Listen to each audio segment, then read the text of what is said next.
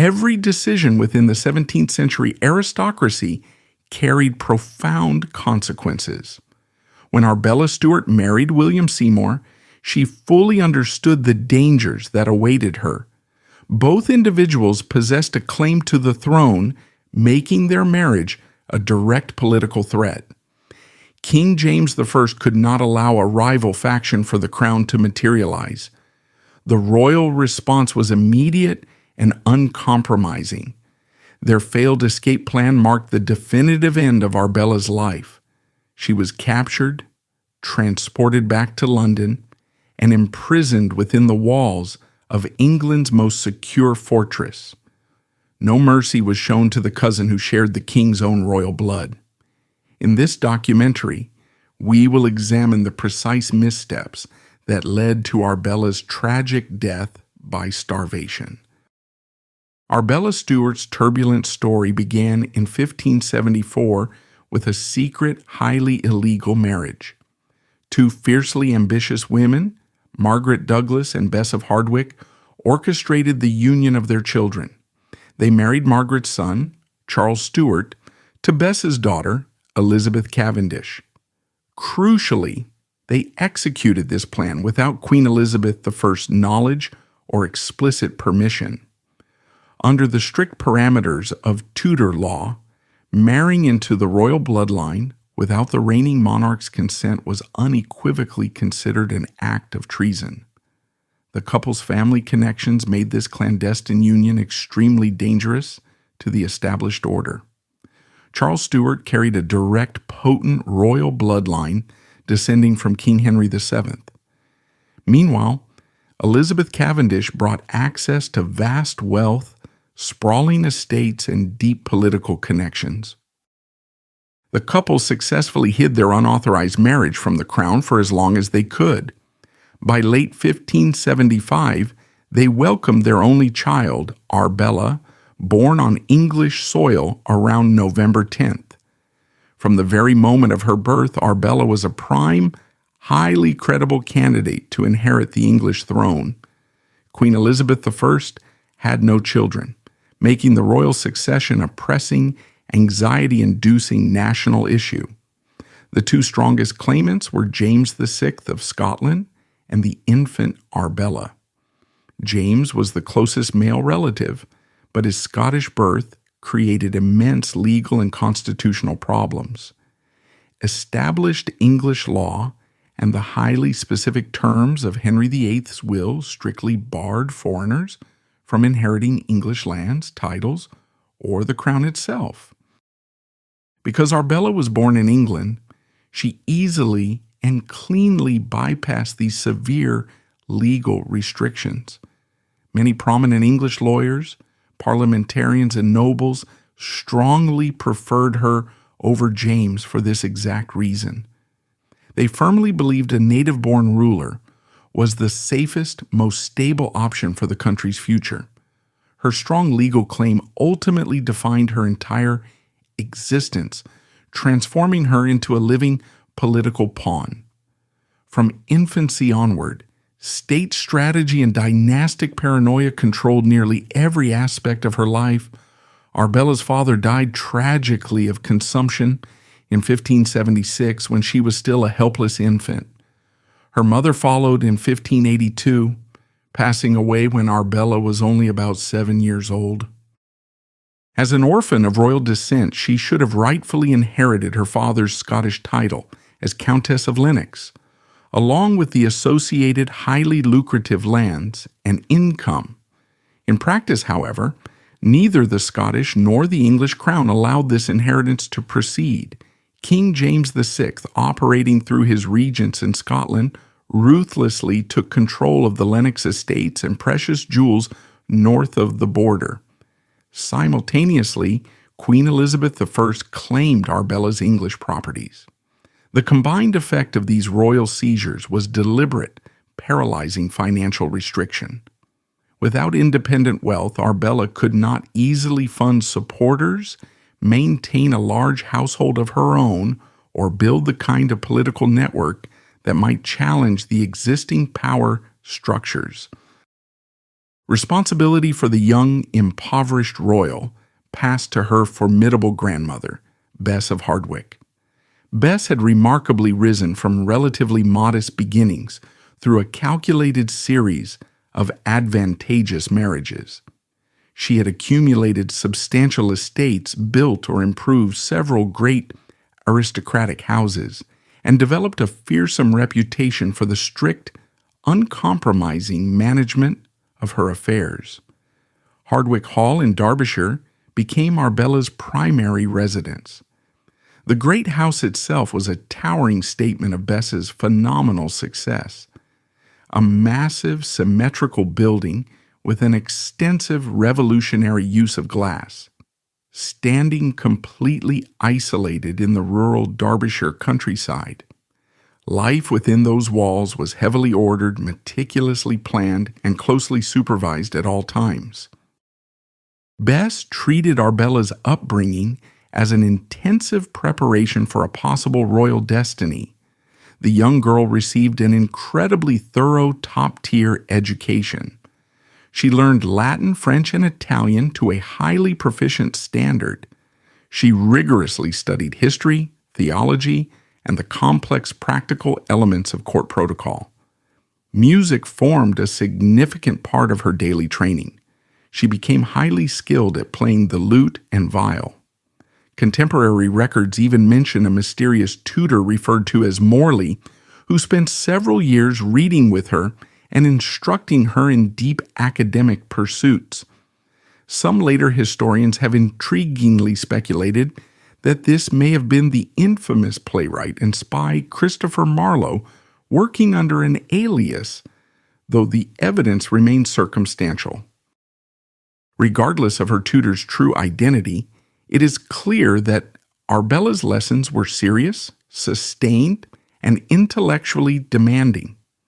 She developed into a highly capable scholar and a brilliant correspondent, whose later surviving letters show an exceptional command of language, logic, and persuasive argument. Alongside this elite education came suffocating strict controls. Bess required Arbella to sleep in the exact same room as her, ensuring constant physical surveillance. Every single letter sent or received by the young girl was opened and read by others before it reached its intended destination. Contact with men outside the immediate, trusted household was severely limited and constantly monitored. Arbella grew up surrounded by an army of servants and family members, yet she remained effectively isolated from any genuine, independent social contact. The household routine revolved endlessly around lessons, needlework, music practice, and highly formal meals. Derbyshire, in the late 16th century, offered very little of the vibrant political or cultural activity of London. News from the outside world arrived agonizingly slowly, heavily filtered through Bess's own carefully curated network of correspondence. The intense financial pressure applied after her parents' deaths continued without relief. Arbella did not have any free access to the income from her remaining theoretical claims. Bess managed all resources with an iron fist, and the Crown maintained a constant, watchful oversight. This arrangement kept Arbella entirely dependent on the goodwill of others. It also drastically reduced the practical risk she posed to those currently holding power. A royal claimant without money, patronage, or a private army was exponentially easier to contain and control. By the mid-1580s, Arbella was fast approaching her teenage years. Queen Elizabeth's inner court still viewed her primarily as a useful diplomatic tool, rather than a human being with her own future and desires. The shocking execution of Mary, Queen of Scots, in 1587 would soon bring Arbella briefly into the glaring center of national events. But for the present moment, her days passed within the highly disciplined, claustrophobic environment of Hardwicke Hall, living under the constant, unblinking attention of her grandmother, and the broader invisible requirements of royal policy. The legal and political framework that so heavily shaped these early years rested on centuries of established English precedent. The foundational principle that a foreign-born person could not freely inherit English land had been rigorously tested in earlier legal cases. Henry VIII's final will added a highly specific exclusion aimed directly at the Scottish line, further bolstering Arbella's native claim. At the exact same time, Arbella's birth in England gave her a massive technical advantage in the eyes of those parliamentarians who desperately wanted to keep the throne in native hands. These dangerous arguments were discussed in hushed private correspondence and secret legal notes rather than in open public debate. For Arbella herself, they translated into a bizarre childhood of extreme privilege in material terms. Good food, fine clothing, and elite instruction, combined with the total, absolute absence of personal freedom.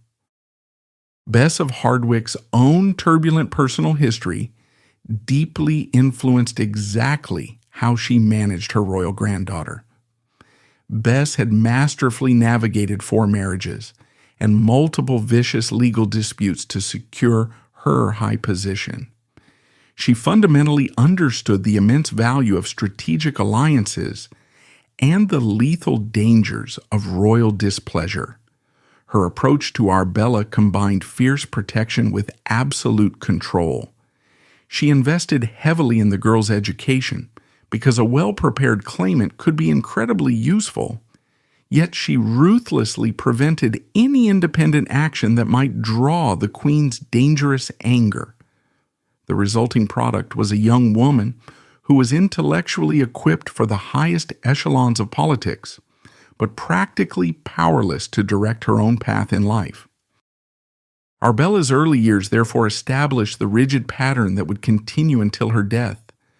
Widespread public recognition of her royal bloodline, paired with systematic, crushing limits on her resources and physical movements. The Crown, whether operating under Elizabeth or later under James, treated her mere existence as a matter of supreme state security rather than one of personal development.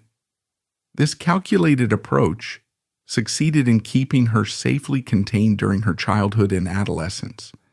However, it also created the perfect psychological conditions for later, explosive resistance once she reached adulthood and began to seek some measure of basic human autonomy. The imposing physical setting of Hardwicke Hall perfectly reinforced the profound sense of separation from the centers of power. The great house stood on rising ground, offering sweeping views across the surrounding countryside, allowing guards to see anyone approaching from miles away. Its massive windows let in beautiful light, but they also made the interior easily visible from the outside, creating a panopticon effect. Inside, the grand rooms were arranged for highly formal use and continuous surveillance. Arbella's lessons took place in these vast, echoing spaces. Servants moved constantly through the corridors, watching and reporting. Bess received visitors and managed her sprawling estates from the exact same location. The rhythm of days, months, and seasons passed with agonizingly little variation. Letters from the royal court arrived irregularly and were thoroughly discussed within the household before any reply was carefully drafted. By the time Arbella reached her early teens, she had completely absorbed the harsh lessons of her unique position. She deeply understood that her bloodline gave her immense importance in the eyes of ambitious others. Yet that exact same bloodline required those in ultimate authority to keep her under permanent watch. She had absolutely no independent income of consequence. She had no husband to protect her and no household of her own to command.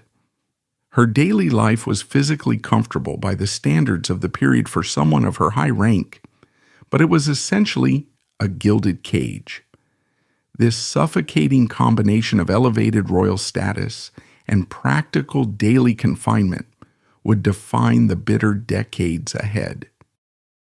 As Arbella moved through her teenage years at Hardwicke Hall, the wider political situation in England continued to obsessively revolve around the unresolved, terrifying question of the royal succession. Queen Elizabeth I remained aging and without an heir of her body. Her most trusted counselors and foreign ambassadors watched every single sign of her declining health and every minute shift in court favor. Arbella's name constantly appeared in highly classified private discussions about possible claimants, though she herself had little direct, unfiltered knowledge of these vital conversations. Her daily routine stayed stubbornly the same: lessons, practice on the lute and viol, intricate needlework, and the constant overbearing presence of her grandmother's household. In 1587, the political situation changed abruptly and violently.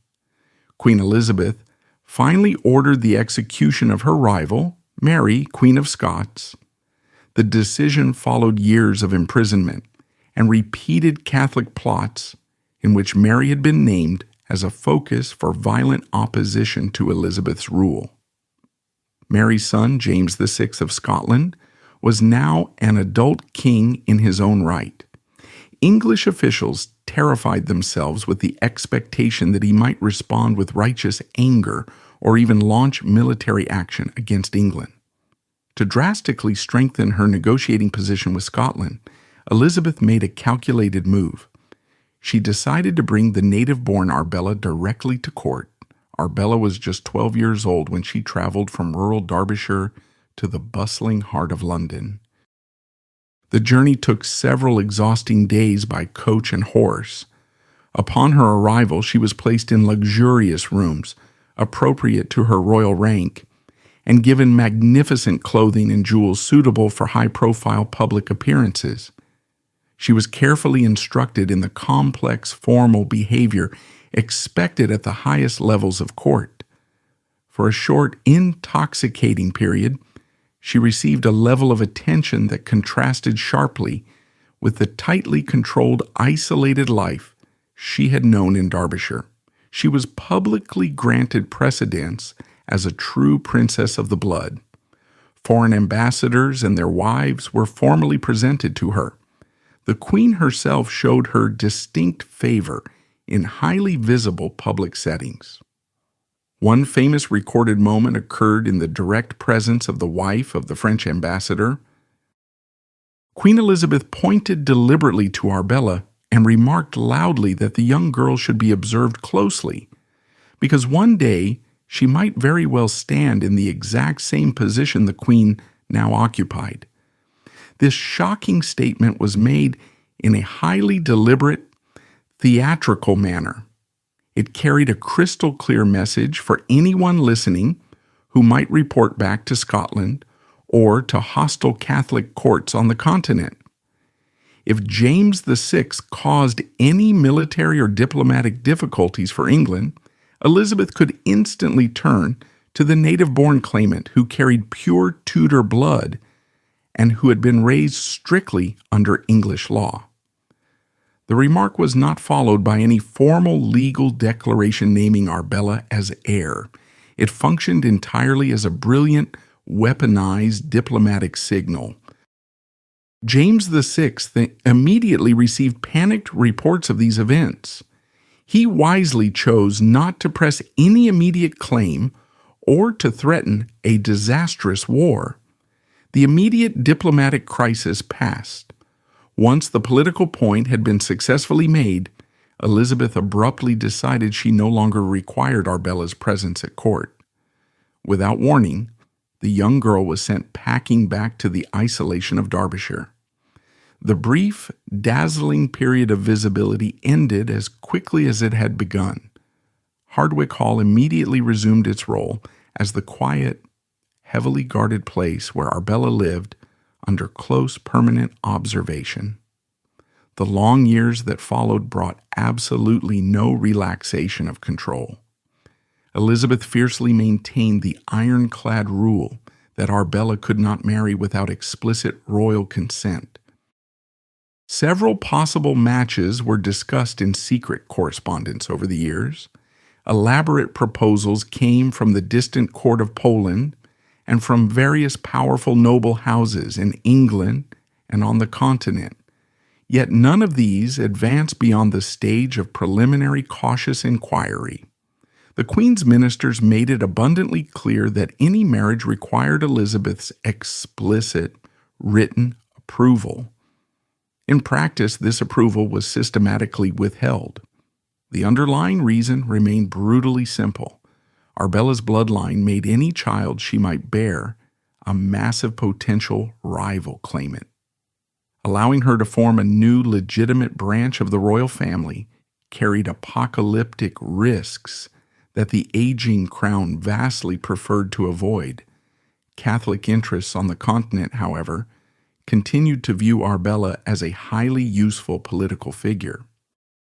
Spanish officials and underground Jesuit networks discussed elaborate plans that would involve kidnapping her from England, securing her religious conversion if necessary, and arranging a blockbuster marriage to a major Catholic prince such as Ranuccio Farnese, son of the Duke of Parma. Such a marriage would have instantly given the Spanish Empire a legal dynastic argument for armed intervention in English affairs. English intelligence services run by ruthless men closely monitored these whispers. The terrifying information only reinforced the Crown's unyielding decision to keep Arbella strictly isolated and permanently unmarried. By the time Arbella reached her mid-20s, the suffocating pattern of her life was permanently established. She remained trapped at Hardwicke or at other sprawling properties under Bess's strict management. She continued her deep academic studies and her extensive correspondence, though all letters still passed through heavy review. She had no independent income sufficient to support a separate household, effectively rendering her a hostage to her grandmother's purse. She had no husband, no children, and absolutely no prospect of either. The elite education she had received equipped her perfectly to understand the vast political arguments that surrounded her, yet she agonizingly lacked the practical physical means to act on that profound understanding. In late 1602, when Arbella was 27 years old, she finally attempted to shatter the status quo. She boldly initiated secret contact with Edward Seymour, a member of the powerful family descended from Lady Catherine Grey. Edward was the grandson of the Earl of Hertford. A marriage between Arbella and Edward would have been politically explosive, joining two historic lines that both carried legitimate claims traceable directly back to Henry VII and Henry VIII's complex arrangements.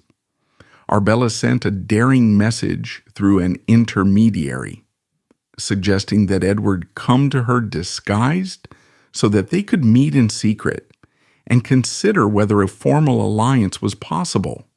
She clearly indicated that she was desperately seeking a way out of the crushing restrictions placed on her existence. The secret message unfortunately reached the Earl of Hertford himself. Terrified of being implicated in treason, he did not keep the matter private. He immediately passed the explosive information directly to Sir Robert Cecil, the Queen's principal, most powerful secretary. Cecil acted with lightning speed. Sir Henry Bronker was dispatched heavily armed to Hardwicke Hall with strict instructions to investigate the plot and to prevent any further steps. Bronker arrived unannounced and began aggressively questioning Arbella and all members of the terrified household. Arbella responded to the harsh interrogation by brilliantly adopting several confusing tactics at once. She suddenly claimed to be suffering from a severe, debilitating physical illness. She refused food for extended periods of time, unnerving her captors. She produced a massive volume of bizarre letters addressed to the Queen, to Cecil, and to other high officials. Many of these letters contained highly complicated phrasing, obscure references that were impossible to interpret, and statements that appeared wildly inconsistent from one day to the next. She deliberately spread rumors within the household that she already had a secret romantic attachment, and she allowed hints to circulate that the person involved might be someone of incredibly high rank. The overall effect was a masterpiece of misdirection, creating total confusion about her true intentions and her actual state of mind. Bronker reported back to court in deep frustration. Cecil carefully reviewed the bizarre letters and the conflicting accounts of Arbella's chaotic behavior. He ultimately concluded that she was experiencing some form of temporary mental disturbance, using the dismissive contemporary phrase that she had vapors on her brain. The investigation failed to produce hard evidence of a completed plot or of active, actionable treason. It did, however, confirm beyond a doubt that Arbella had actively sought to arrange a marriage without permission. The immediate, predictable result was even tighter supervision. Arbella remained locked at Hardwicke. No marriage took place. The daring episode demonstrated both her burning desire for greater independence and the Crown's terrifying capacity to detect and instantly halt any such move. Throughout this highly stressful period, Arbella continued to write relentlessly. Her surviving letters from these tense months show a brilliant person attempting to navigate an impossibly narrow space between open defiance and complete groveling submission. She expressed deep, articulate frustration at her confined circumstances. She repeatedly asked for greater freedom of movement and for financial resources that would allow her to finally maintain a household suitable to her royal rank. She also carefully affirmed her absolute loyalty to the aging queen. The letters were read, filed, and occasionally answered through cold official channels. They did not produce any lasting positive change in her miserable situation. As 1603 began, Queen Elizabeth's health entered its final, irreversible decline. She died on March 24th. In the tense weeks before her death, Arbella remained in Derbyshire under the exact same crushing restrictions. News of the Queen's failing condition reached Hardwicke through the usual delayed channels of correspondence. When the official news of the death finally arrived, Arbella's political position fundamentally shifted. She transitioned instantly from being a contained claimant under one monarch to a highly active, dangerous problem under the next. James VI of Scotland swiftly moved south to claim the English throne as King James I. The monumental transition occurred smoothly without immediate armed conflict. Robert Cecil had already masterfully prepared the political ground through years of private correspondence with James. Arbella was not named in any public proclamation as a rival claimant. Her name did, however, immediately appear in the dark calculations of those who fiercely opposed the new Scottish king. Within months of James's arrival in England, a powerful group of discontented nobles began to seriously discuss assassinating or removing him and placing Arbella on the throne instead. This conspiracy became known to history as the Main Plot. It involved prominent, wealthy figures such as Lord Cobham and Sir Walter Raleigh, and it allegedly received heavy financial backing from hostile Spanish sources. One of the lead conspirators sent a highly treasonous letter directly to Arbella, explicitly inviting her to take part in the coup. She read the dangerous letter and, showing supreme political survival instincts, handed it directly to the king's men. Her decisive action clearly demonstrated that she did not intend to join any armed conspiracy against James. At the same time, the mere existence of the plot terrifyingly confirmed for James and his paranoid counselors that Arbella's native bloodline continued to attract dangerous attention from those who wished to violently challenge the new regime. The king decided that even closer, more personal supervision was required. Arbella was permanently brought from Derbyshire to the royal court in London. She was given a high-ranking position as a senior lady-in-waiting to Queen Anne of Denmark. On the surface, this appeared to be a grand elevation. In practice, it deliberately placed her at the absolute center of the court, where every single movement, conversation, and letter could be perfectly observed by the king's spies. The long years at court that followed combined highly visible public status with continuing crushing financial and personal restriction. Arbella took an active part in the lavish ceremonies and opulent entertainments expected of a senior lady. She wore the incredibly expensive clothing required for court masks and formal occasions. She was even named godmother to one of the royal children. However, these highly public, expensive roles did not come with independent financial resources. James ruthlessly controlled the grants and allowances that supported life at court. Arbella received only highly limited income from specific unreliable sources, such as temporary licenses to collect certain taxes or to sell wine. The amounts were vastly insufficient to cover the astronomical costs of maintaining the appearance expected of someone of her royal rank. She rapidly accumulated massive debts to merchants, tailors, and servants.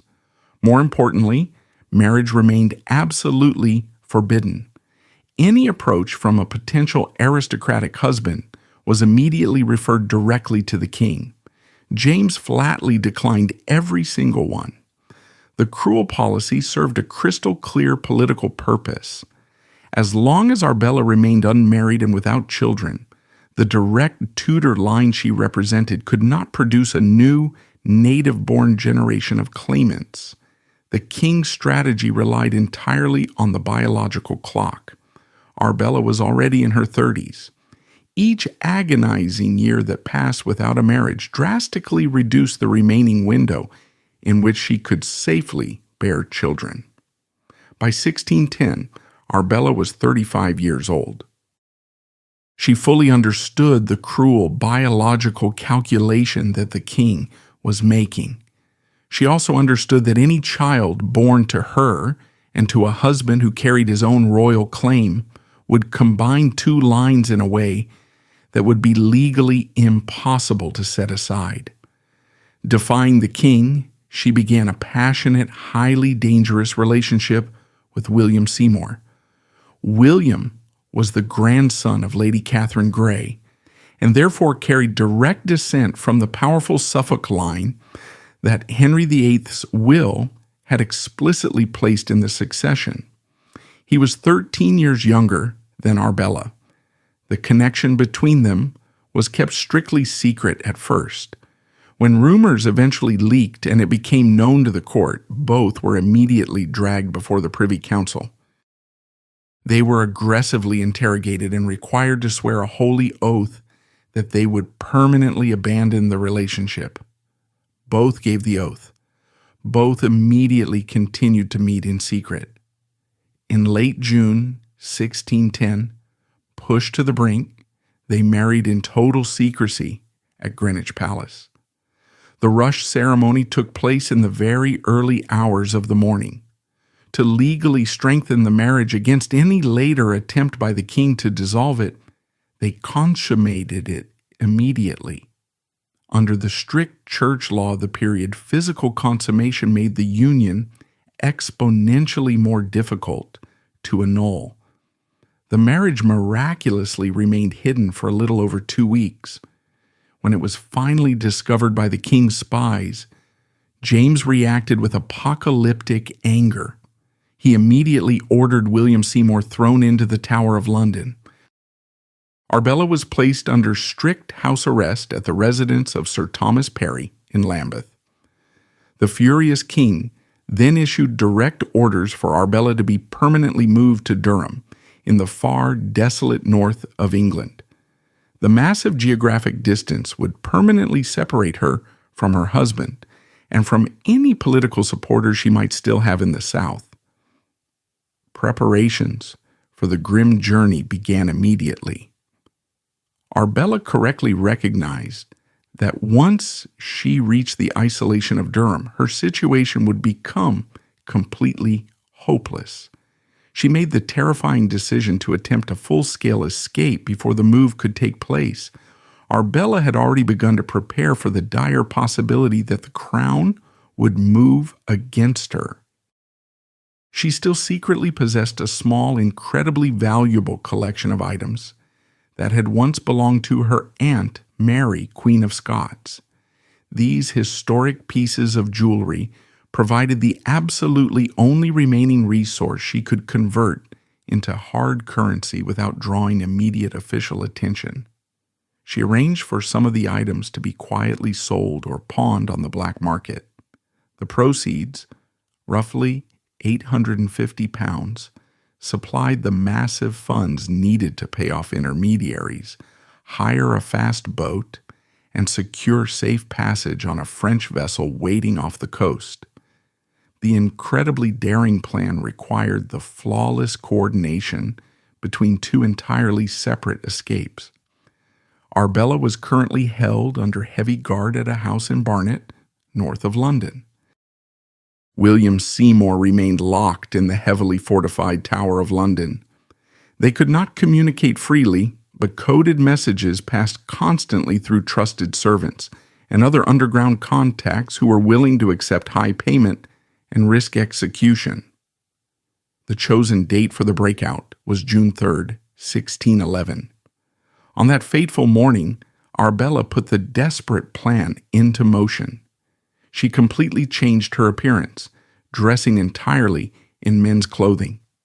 She wore a heavy doublet fitted to her frame, thick russet leather boots designed for riding, and a wide-brimmed black hat pulled low over her face. A theatrical wig completely covered her hair. A rapier was fastened securely at her side. The disguise was relatively simple but highly effective for moving through areas where a lone woman of her incredible rank would have instantly attracted fatal notice. She managed to slip out of the house in Barnet and mounted a waiting horse. Despite suffering from recent illness and severe physical weakness, she rode an exhausting 15 miles to Blackwall on the Thames.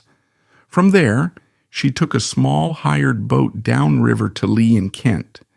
A French ship, secretly chartered for this exact purpose, lay at anchor, ready to carry her across the channel to freedom.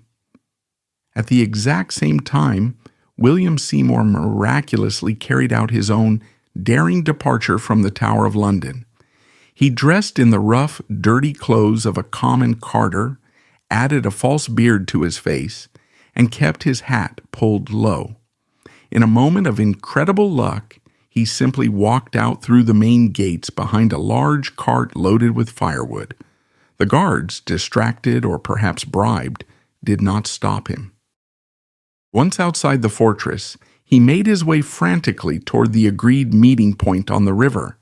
Tragically, the two halves of the plan did not align. Seymour encountered severe delays reaching the docks. Out on the water, the captain of the French ship grew increasingly, violently anxious as heavily armed English naval patrols began moving aggressively along the Thames and into the approaches to the channel. He demanded to sail at once, fearing execution if caught. Arbella stubbornly insisted that the ship remain exactly in position. She outright refused to leave the country without her husband. The vessel moved out slightly into open water to avoid immediate detection, but then dropped anchor while she agonizingly waited. Hours ticked by, ticked. Seymour eventually reached the shoreline, but the French ship was no longer at the original rendezvous point. Rather than risk capture by attempting to locate it or signal it, he made a cold, calculated decision. He paid a local coal barge a massive sum to carry him safely across to Ostend in Flanders. He secured his own safety on the continent, leaving his wife behind. Arbella remained on the French ship in the Channel, staring at the English coast, still expecting him to appear at any moment. An English naval cruiser eventually sighted the stationary, suspicious French vessel off the coast near Calais. The English warship carried heavy cannon and was fully prepared to fire. The French crew, facing certain death or capture, immediately surrendered. Arbella stepped forward, removing her disguise, and gave herself up to the heavily armed English officers. She firmly believed at that exact moment that her decision to delay the ship had given Seymour the precious time he needed to reach safety. She was taken ashore, placed under heavy armed guard, and returned to London. The king had already learned of the escape attempt and was in a state of absolute fury. When she arrived back in the capital, the royal response was merciless and uncompromising. No leniency was shown to the cousin, who shared the king's own royal blood. She was immediately transported to the Tower of London, and the massive iron-studded gates closed behind her forever. Her failed, tragic escape plan marked the definitive, brutal end of her life as she knew it, plunging her into a permanent nightmare of administrative attrition. Inside the tower, Arbella's physical and psychological circumstances drastically and rapidly deteriorated. The environment was vastly, horribly different from her previous, relatively comfortable house arrests.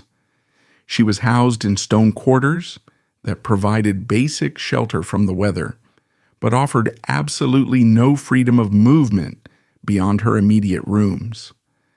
The thick stone walls of the fortress retained a profound, bone-chilling dampness, even in the height of summer, seeping into her lungs and joints.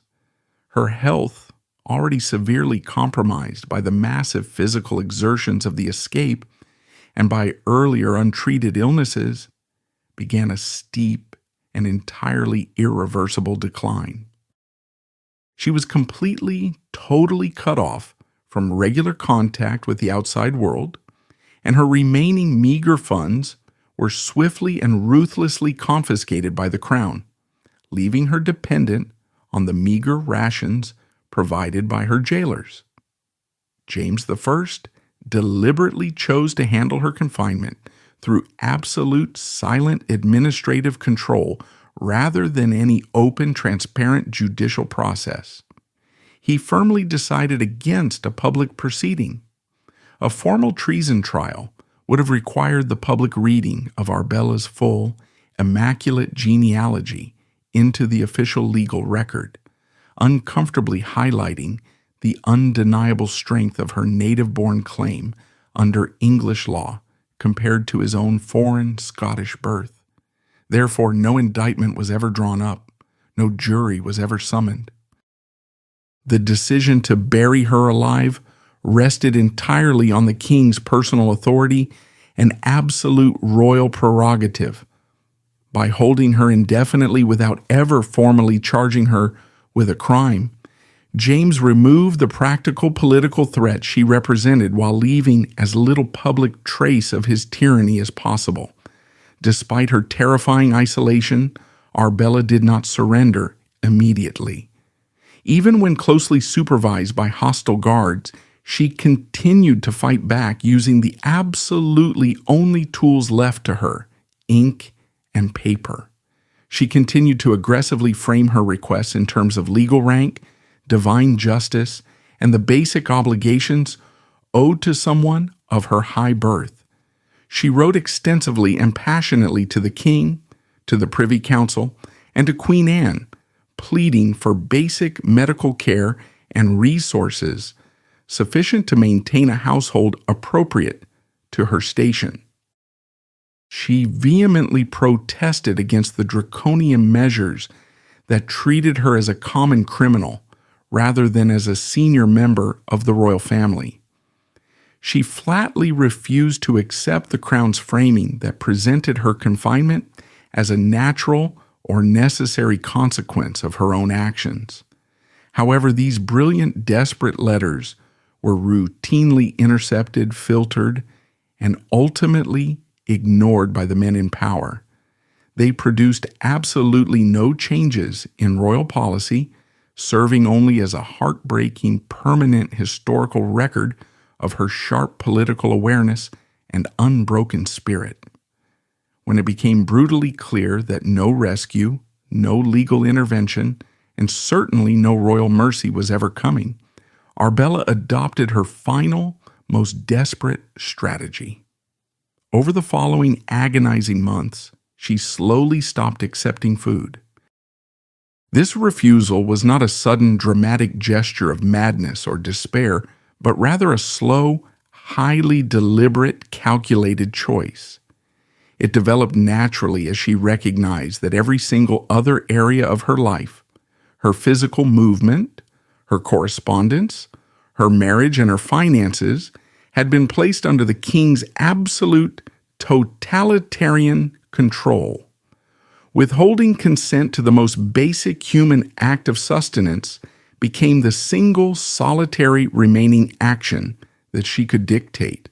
The physical toll of this incredible decision was agonizing and protracted. The biological process was excruciatingly gradual. In the early months, the refusal appeared intermittent, but as months turned into dark years, the pattern became ruthlessly, lethally consistent. Her body weakened progressively and terribly. She suffered from acute abdominal pain and severe digestive complications that made eating practically impossible, even if she had wished to suddenly relent. Periods of sharp mental clarity alternated with profound confusion and physical distress. Servants and tower officials who attended her carefully recorded her shockingly changed appearance and the increasing painful difficulty she had with ordinary movement and basic speech. Crucially, the crown's response to her visible starvation was a policy of highly calculated inaction. The tower guards noted her continuous refusal, but did not physically force her to eat. There is absolutely no historical record of forced feeding or of any medical intervention aimed at prolonging her life. The king's strict, cold instructions were merely to maintain physical custody of her body. The authorities coldly calculated that allowing the biological process of starvation to continue perfectly served their ultimate dynastic purpose. It permanently removed the political threat without requiring an affirmative, bloody act of state violence, like a public beheading, that could be documented, criticized by Parliament, and used to create a powerful political martyr against the Stuart regime. By the late summer of 1615, her physical condition had become critical and irreversible. The devastating combination of prolonged, deliberate malnutrition, the crushing physical effects of the cold, confined prison environment, and the total systemic collapse of her immune system produced widespread organ failure. On September 25, 1615, Arbella Stuart finally succumbed to starvation inside the Tower of London at the age of 39. The Crown's immediate frantic response was to erase her from public memory as quickly and quietly as humanly possible.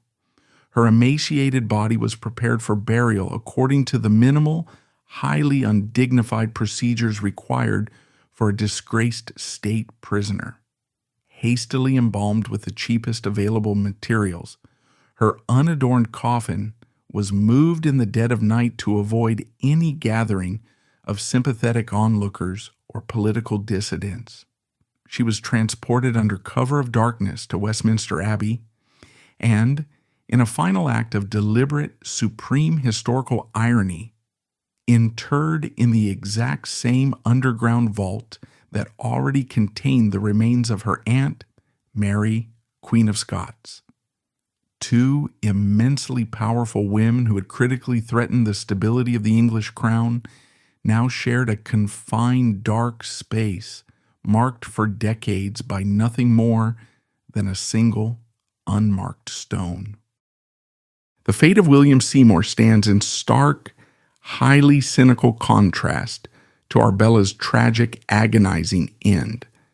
Having chosen continued comfortable exile over any attempt at rescue, he lived safely and freely on the continent during Arbella's final, torturous years.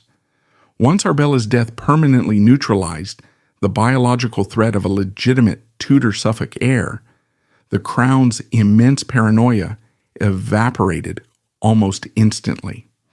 The political pressure on Seymour eased entirely. He was eventually fully pardoned, officially permitted to return to England, and smoothly reintegrated into the highest echelons of the aristocracy. He remarried into wealth, inherited massive estates, and was later elevated to the prestigious, incredibly powerful title of Duke of Somerset. He lived in extreme, untouchable privilege until 1660, fully rehabilitated by the very system that had starved his first wife to death for committing the exact same offense. This glaring, horrifying disparity laid bare the brutal, unforgiving gender mechanics of early modern dynastic politics. A woman's biological capacity to bear children made her physical body a political liability in a way that a man simply did not. The Crown's highly consistent policy, preventing Arbella's marriage for decades, then permanently isolating her once she had married, was focused entirely on eliminating the terrifying possibility of legitimate heirs who could carry her native claim forward. The political system could easily accommodate and eventually richly reward a man's involvement in a dynastic miscalculation. It could not, however, tolerate the continued existence of the woman whose biology kept that exact same miscalculation dangerous. Female reproduction was treated not as a basic personal right, but as a strictly controllable, highly dangerous instrument of state security. Furthermore, Arbella's tragic demise established a dark and incredibly dangerous precedent for the English Constitution. King James I had successfully achieved his ultimate objective without the spectacle of a treason trial or an executioner's block, utilizing indefinite extrajudicial detention to silently eliminate a powerful rival. The fundamental legal principle of habeas corpus, that a person could not be held indefinitely without just cause shown in open court, was completely and utterly bypassed. If the law offered absolutely no protection to a woman of the highest royal descent, it offered even less assurance to common subjects facing the king's wrath. This creeping, terrifying expansion of arbitrary royal power contributed directly to the climate of deep constitutional unease that would eventually explode into bloody armed conflict during the reign of James's son, Charles I, culminating in the devastating English Civil War and the temporary abolition of the monarchy itself. Later historical accounts have often done Arbella a massive disservice by heavily reducing her complex, highly political life to a simplistic narrative of romantic misfortune, lovesick tragedy, or mental collapse. This sentimental, highly flawed framing obscures the calculated, systemic political decisions that truly shaped her destiny. The relentless financial attrition, the constant surveillance, the strict prohibition of marriage, and the ultimate cold acceptance of her death by starvation were highly effective intentional instruments of dynastic management. Presenting her merely as a tragic, love-struck victim minimizes the immense, undeniable political weight she carried and the genuine terror she struck into the hearts of two powerful monarchs. In the end, Arbella Stuart's final harrowing refusal of food remained her solitary, undeniable assertion of human agency. It was a desperate, agonizing reclamation of control over her own physical body within a totalitarian structure that had systematically stripped away every other conceivable avenue of freedom. She did not succeed in altering the royal succession, but she firmly ensured that the crown could not claim absolute total dominance over her spirit. She forced the state to accept the hard boundary she drew, actively choosing to die on her own terms rather than live for another decade as a perpetual broken hostage to her own royal blood